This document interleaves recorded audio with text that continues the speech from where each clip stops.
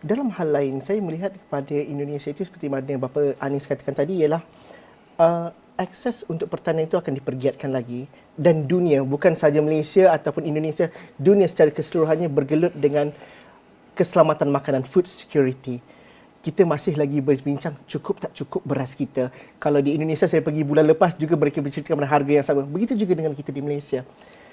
Kalau itu dapat dihasilkan, bagaimana Indonesia mampu menjadi jawapan kepada rantau ini sekiranya food security itu menjadi satu agenda utama, bukan saja untuk negara itu, tapi secara kolektif, secara menyeluruhnya.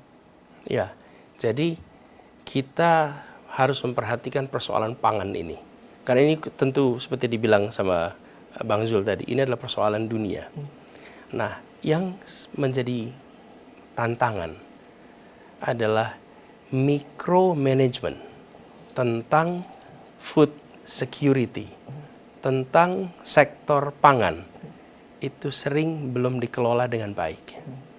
Apa micromanagement itu? Satu, soal irigasi. As simple as that.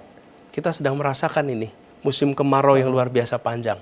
Dan ketika sistem irigasi itu tidak disiapkan dengan baik, itu masalah. Yang kedua, tentang fertilizer, tentang pupuk. Ketersediaan pupuk dan harga yang terjangkau dari pupuk. Kemudian yang terkait dengan peternakan, maka pakan ternak itu menjadi krusial. Nah, aspek mikro ini yang kami akan fokuskan sehingga tata kelola, tata niaga sektor pangan bisa diperbaiki.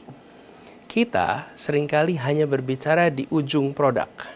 Ketika sudah menjadi beras, lalu kita bagaimana memastikan harganya sampai ke customer itu terkendali. Yang kita sering lupa adalah production cost yang harus ditanggung oleh para farmers, para petani. Negara harus hadir untuk membantu agar ongkos produksi atau production cost itu bisa terjangkau.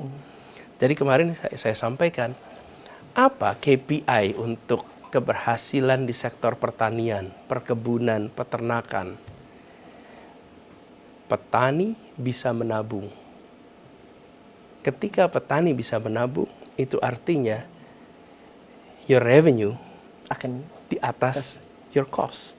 Tapi kalau kita tidak punya KPI itu, maka kita akan terus-menerus berada dalam situasi di mana para petani situasinya sulit. Nah, kami di Indonesia memiliki potensi yang luar biasa. Lahan pertanian yang luas, jumlah petani yang banyak, dan lahannya subur. Lahannya subur. Jadi, kita harus perbaiki aspek mikro.